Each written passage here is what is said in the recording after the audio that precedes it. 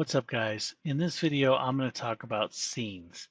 I'm going to actually break this up into two different parts, but for the first one, I'm going to talk about creating your scene and then importing an image for the map. So the first thing we want to do is go ahead and expand our folder that we have here. At the top of the scenes, we have a create scene and create folder. That will just create that in the root directory. But what we want to do is we want to keep our scenes in our own folders. So you click on the folder for yourself, and here that means this icon is create a new subfolder, and this is create a new scene. I've already created a subfolder for the map that I want to make here. I also gave it a color so that it stands out. Like if I'm prepping to run this game next week, I want to, I'll put colors on things so it sticks out to me. And then I'll remove the colors of things I've already run or whatever. But this way it's like kind of easier for me to find, and that's just how I like to do things. It's an optional step. So here in this folder, I'm going to say create scene. And then this window pops up and it prompts me to give it a name. So I know that it was mine, and I'm going to say create. Alrighty, so in this video here, like I said, I'm going to talk mainly about these two tabs. In the next video, I'll talk about the lighting, but let's just go over these basics here. At the top part of this screen is basically going to be the naming stuff. And so the scene name is just going to be like, what do you want to name it?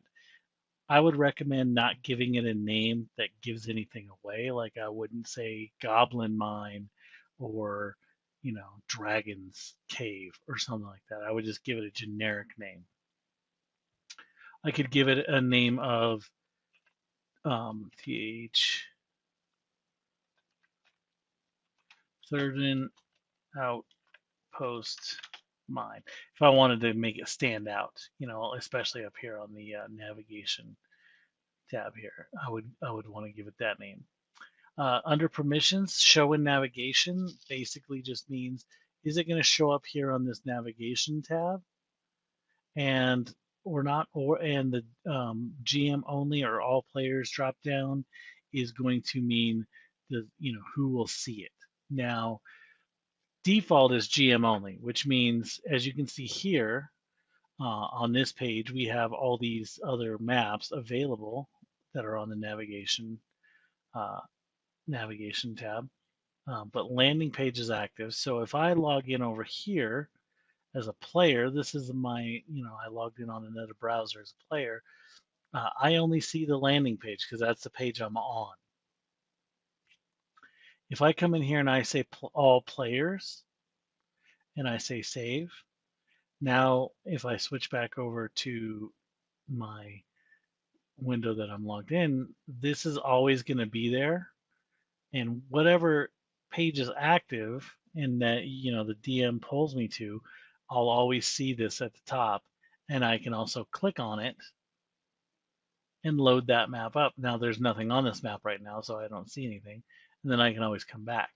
So this is useful if you're going to create like a world map or a town map or even just a page that has information on it, right? Like you can create an image that just has some information, who the players are, what the goals are, quests, whatever you want, and you can have that page always available to the players to switch back and forth to. So let's go back here in the configuration page. So, but typically 99% of the time we're just going to want to leave this alone is GM only. This navigation name is an override type of thing. So if you had that is to all players, or if you wanted to name this dragon, dragon layer mine, and then in here you just put mine. Whatever is in here is what the players will see, or what will show up on this navigation tab. It will still say the scene name over here in the scenes directory, the scenes listing, but on the navigation tab, it's going to say whatever's there. But if it's blank, It's just going to say that. So the background and foreground image is the image that we're going to use for our map, if any. And the background color, let me just switch over here to the mine. So we'll come over here and I'm going to turn this off because it's turned on for some reason. So we see that it's just a blank map at this point. Um, I'm going to get into the background image stuff in a minute, but I want to talk about background color. By default, it's just gray, and that's fine. I'm going to, a lot of times, especially if I'm going to choose an image on there, I will turn it black. So that way it's dark around the edges. That's a preference. It doesn't really matter. Sometimes I forget to do that. So now we're going to talk about using a background image. So if you have an image that you want to use for your map, it depends on where you get it. A lot of images that you find on Google and stuff like that lately are set up really well for virtual tabletops, but sometimes the dimensions don't always matter. So here's the PDF file that I used. What I'm going to do is, say if you have a PDF from DM's Guild or something like that, and it has a map that you want to use, I'm going to use it. I'm going to look at this map. Personally, what I do is I look at the map and I see, okay, are there secret doors? Are there secrets given away on this map? Because this map is obviously a GM version of the map. And unfortunately, this PDF does not give me a player version. So, you know, it's limited. Like typically, especially this map, I'm fine with because it doesn't have secret doors and it doesn't have traps, because the GM version of a map will show those things on the map. So depending on what PDF software you use, most of them will let you select the image and either right click and copy it or say extract image. For this purpose, I'm going to say copy, and then I'm going to open up Paint and just paste it in there. Actually, before I do that, Control Z. In Paint, you want to make sure that the canvas thing that you have is smaller than the thing that you're pasting. So I hit paste, right? So now that pasted in here. Now I can come up here and say File, Save As, save this file, and then give it a name somewhere. I've already got it in this one, so I'm not going to overwrite it. Now the second thing I want to do, the reason the paint thing is useful, is because the second thing we want to know about our image that we find, if we find it online, you want to open it up in Paint. Paint is a good tool to use. You can find this in other tools, but I'm going to show you how to do it in Paint. What we're going to need to know is what the size of these squares are in pixels in the game. So like I'm going to zoom in a little bit and I'm going to scroll over. I'm going to find a square that's pretty empty and it's easy for me to see the whole square. What I want to do is I want to find out what the size of this square is. So I'm going to click on this select tool and I'm just going to try to like drag and select just one square. Alrighty, just like that. And now in Paint, if you look down here, it's going to show you what the dimensions of that selected thing is. So 31 by 30. So we know that probably this tile is either going to be 31 or 30 by 30. Usually they're square. Some map, if they're really poor quality maps, they might not be. But for Foundry, we need to know we only have one option. So we know that it is 31 by 30. So it's going to probably be one of those two things, right? We know, like if we zoom in a little bit more and then try it again, I try to get right in the middle of those lines there. 31 by 31. So 30, sometimes it takes a couple tries just to get it. 31 by 31 is probably what we're looking for. So we're going to keep that in mind, okay? So we know that these squares are 31 pixels by 31 pixels.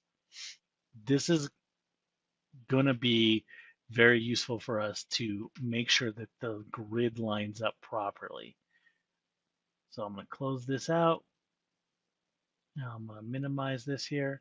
So now we saved that PDF, like we saved that image file somewhere. We're going to click on Browse here.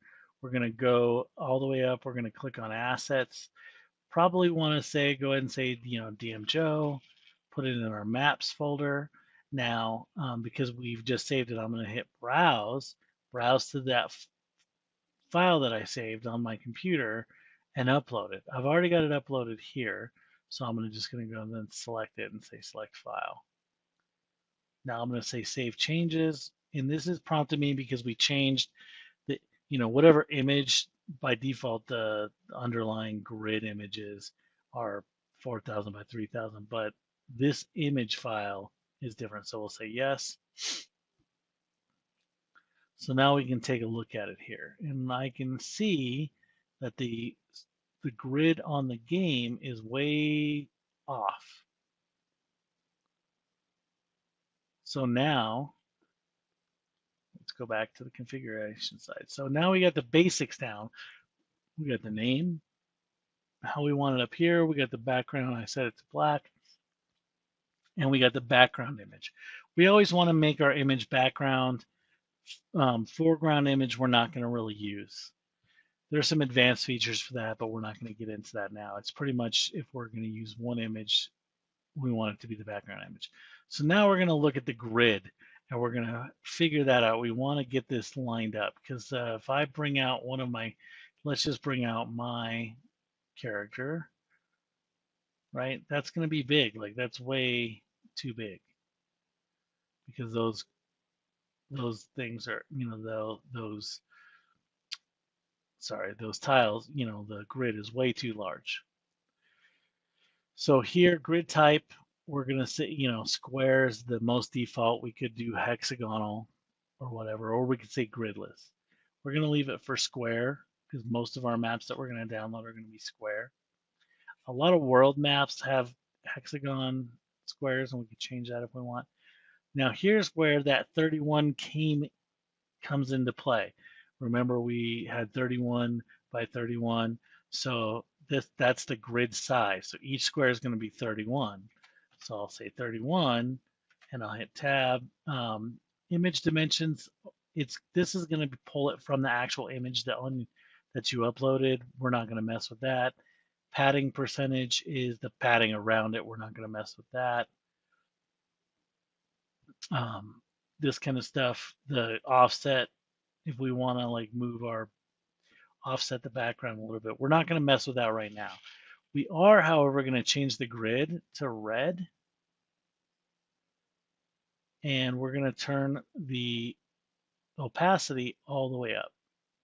And what this does is it shows us, it allows us to see it better, just for now. And now I'm going to hit Save Changes. Now I'm getting an error message because the value that I put in here for grid size 31 is too small. This has to be at least 50. So what do we want to do? So now I'm going to have to say 100 because that's what it was. So in this case, if the map you chose, say the grids were 50 or 70 or 110, you would just put that grid size in there and then hit Save Changes and see how it lines up. But for this map, it's not lining up, and that's kind of why I chose this map. So what we're going to want to do is we're going to want to click on this button right here. That is the grid alignment tool. When we click on that, it's going to bring up another window. And a lot of the options are the same, but one of the differences on here is if I make a change, it changes things live, right? So we're going to keep it at square. Background image scale is 1. That's, the image in the background is 1 is set to 1, so like 100%. Grid size, still we can't set this to 31 because it has to be at least 50. And then the offsets. So the easiest way to go about this is because I know that the grid size should be 31, but that's too small. So I'm going to set this background image scale to 2. That's going to double the size of that image, right? And then here, I'm going to set the grid size because I times this by 2. Now the grid is times by 2. So instead of 31, it's going to be 62. And for here, I'm just going to hit tab. And now you'll see the grid is a lot smaller and it's very close to this, but I'm going to just hit save for now. And again, we're changing the dimensions, so it's going to change the scene properties. So we say yes, and we can come in here and look. Now we'll see, it always resets this to black, but we see that the grid, it looks pretty close, but it's still off center. So what we want to do is we want to deal with these offsets here. I could just manually put in like 5 and 5, or like adjust these. I don't know what those values should be though, so I'm not going to put anything. I'm going to click on the grid alignment tool again and bring up that window. Now, what I would recommend is zoom out and pick the center of the map. Get the center of the map in the middle of the screen and zoom in on the center. So we want to align this to the center of the map. That's going to make it easiest on us. So here we see that the background image offset, there's a little tooltip that says use the arrow keys to shift the background image offset. So if I click here, sometimes it doesn't do it until I click somewhere in this part.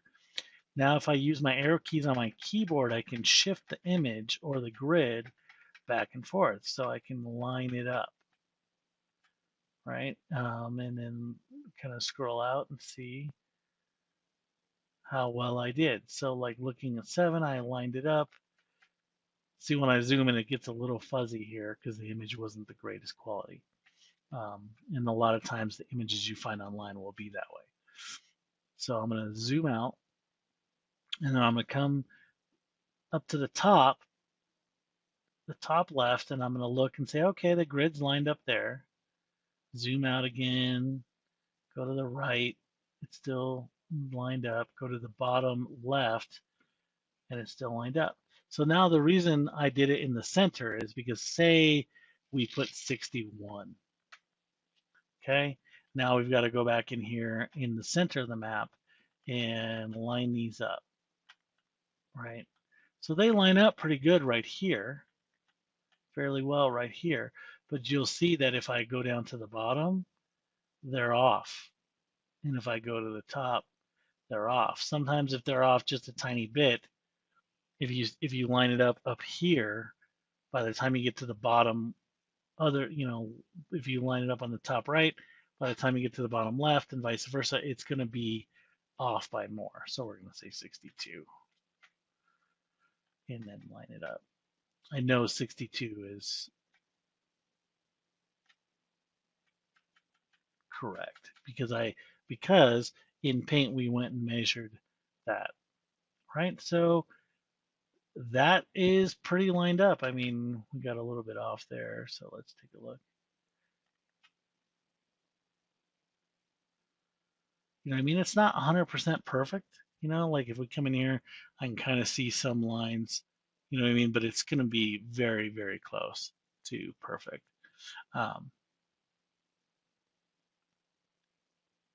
So we're good to go at this point. Now, say you found an image and you just can't get it to work. Like no matter what you do, like you went through those processes. You went into Paint and you found the square size, and then you put it, you put that grid size in here, and it's just not lining up. You can adjust it a little bit. Try going down a little bit and go up by a couple numbers. Say you get it real close, but it's not great. The next option you can do is just turn the grid to gridless. You can say no grid. So now when you drag a player out, you want to get it close though. You don't want to like uh, save changes. You don't want to have it like way off. Like when I first started this, the grid was, huge. So if I drag my player out onto the map, if I drag Raylor out here, his icon would be like way bigger than these little squares. If you get him somewhat close to the size, it doesn't matter if it lines up, the images uh, are going to be there. So like now I can just manually click and move the character. He doesn't have, let's give him light source so he can see. If I move him, I can move him anywhere, but I can move him in the middle. It's not going to snap to grid, which is a downside. And but I can move it and it's going to be good enough, right? It's better than having it completely off and having it be off center all the time. It's going to be close enough if we can't get it. But the steps I just went through is going to be very useful in getting it really close.